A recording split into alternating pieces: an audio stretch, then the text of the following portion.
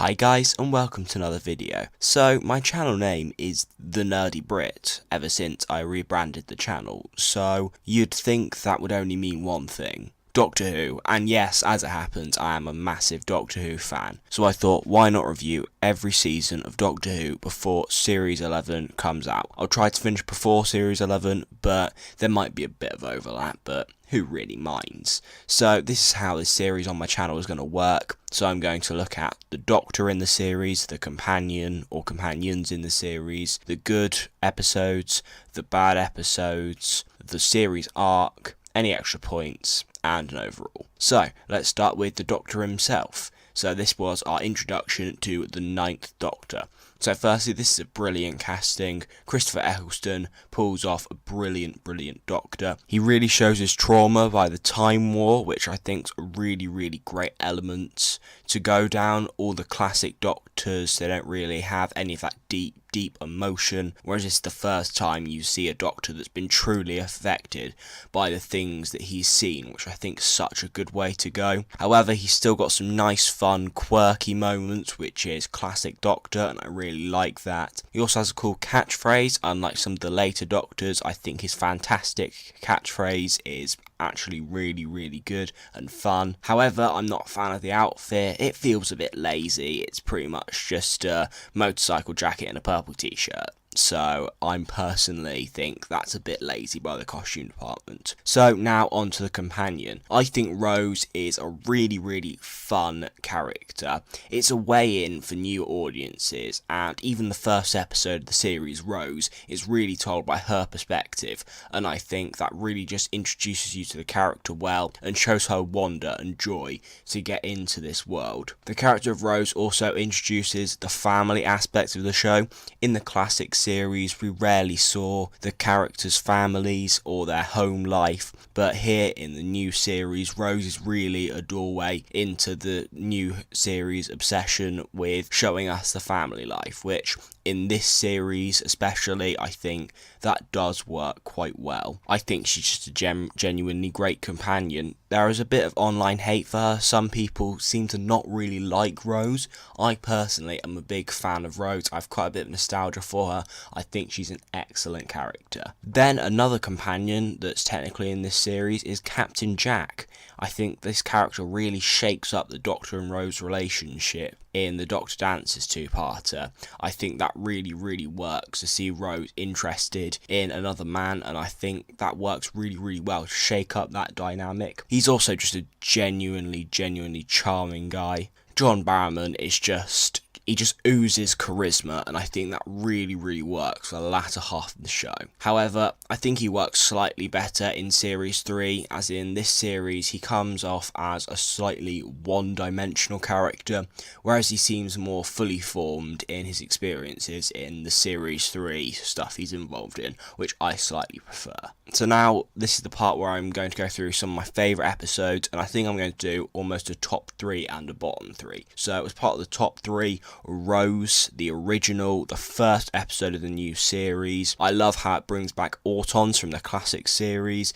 They were involved in 2 Third Doctor episodes involving the Master, and I think overall the Autons are just a great villain to introduce this bridge between classic and new Who, and I really enjoyed their appearance here. This is a good introduction to the show. It has Easter eggs and things for old viewers like the Autons, yet through using Rose as a companion and seeing the story through her eyes, it gives an introduction for new viewers, like I felt Bill did in Series 10. And it's also just a fun episode, which I really think is key, with some nice resolution, and it also has that amazing London Eye scene, which it's brilliant. I love it. So then, probably my favourite episode from this series is Dalek. So this is where, even though you've had hints about this through the entire season, that the Time War anger really starts to show. And there's that one incredible scene where the Doctor doesn't end up caring about the Dalek feeling pain anymore, and just makes him feel, just like shoots electricity through it. And I think that's such a powerful scene to show that this isn't the old Doctor anymore. anymore. This is a Doctor that's seen pain, and this is the episode that best shows that. It also has the idea of humanising Daleks with Rose touching it, and it starts to have human ideas, which I think is such a really, really great story, how it almost spares Rose's life, and I think that does a really good character breakdown for the Daleks, which I think really, really works. There's also just some great action moments with Daleks, and it's just exterminating humans, and there's some really, really fun parts where it isn't just extermination. There's some cool bits with electricity and water, which mix up the action, so overall there's just some great moments like that in this episode. Then my other favourite episode from this is a two-parter, which is The Empty Child and The Doctor Dances.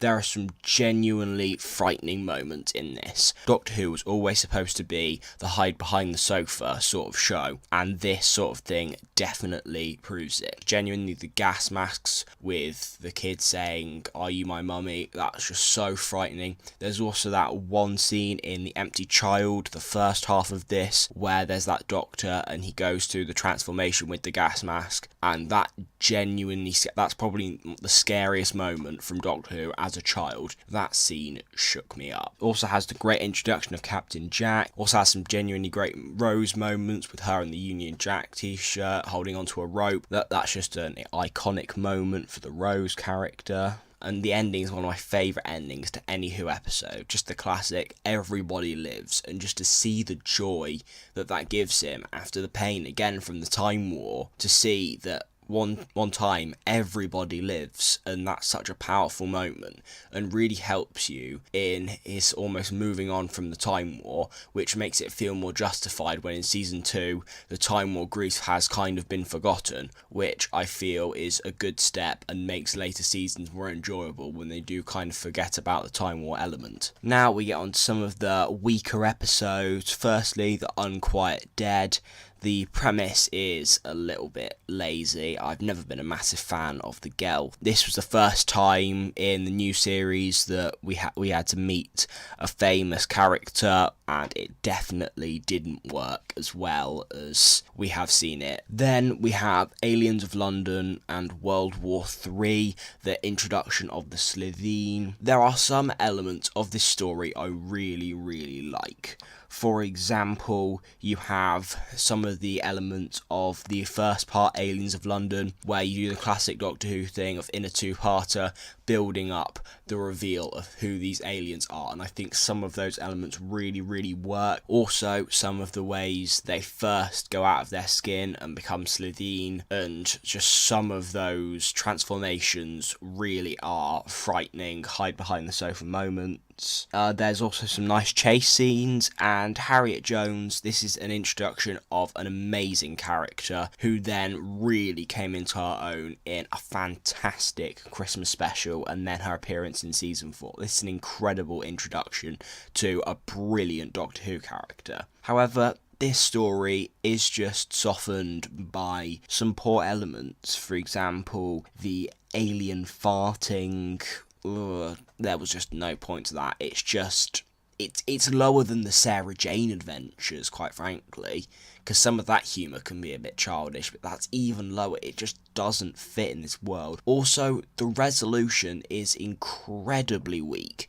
The resolution is pretty much, let's get Mickey to fire a missile at the Slitheen, which I'm fine with Mickey firing a missile. It gives some depth to his slightly weak character. In series 1, he's a little bit weak, but just the general idea of how do we solve this, let's just fire some missiles, seems so bad, and I think they had a cool idea for a story and then just didn't know how to end it, and it feels so bad. Then finally, The Long Game. I'm not a fan of the new companion.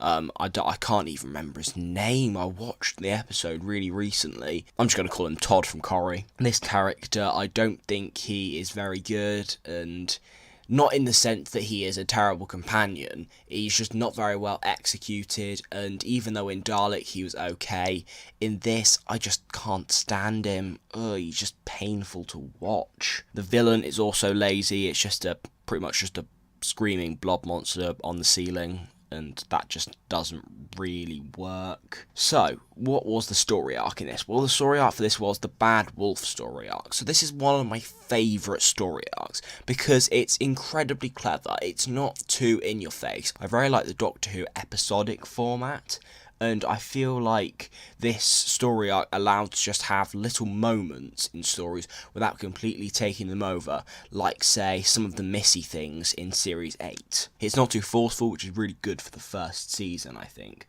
And also, the payoff at the end is still really, really fun. I like it because it's still quite relevant in later series. So, are there any extra things about the season I want to talk about? Well, Simon Pegg's in it. And he's in an episode that I'm not particularly a fan of, but most of the things I like in that episode is Simon Pegg's in it, so I just thought that's worth the mention. Great actor, lovely guy. Quite frankly, I wanted to come back to Doctor Who, not necessarily as that character, just Simon Pegg in Doctor Who. And it's also funny that we have both main actors in the Cornetto trilogy in Doctor Who, because Nick Frost played Santa. So that's really fun. This is also the only season, I think, I can't quite remember, to revisit story elements. And it does this twice. For example, it does the Slitheen two-parter, and then much later in the season goes back again to explore the Slitheen, and then slightly less effectively, but it also does this with Satellite 5, with the long game, and then the final two-parter. And I think that really, really works. And I like this idea of exploring things you've previously set up later down the line, but still recently enough that it still works and is still memorable for mainstream audiences. I think that works really, really well. And as I said, I think this is especially well executed with Boomtown, where one surviving Slitheen is explored properly, even though the resolution to that, she gets turned into an egg and is asked, what, but I like that episode. So overall, I have a lot of nostalgia for this season. There's a couple of mediocre episodes, but a lot of the episodes, even though I don't like the plot, they're really well carried by a great Doctor-companion relationship. So overall, I think this is a fabulous season and a great start to this show. So, thank you very much for watching. I'm happy to have a discussion with anybody in the comments section. That will be really, really enjoyable. And I will hopefully get out my Season 2 review quite soon. So, please like, please subscribe. I'm happy to have a chat with anyone in the comments. And thank you for watching.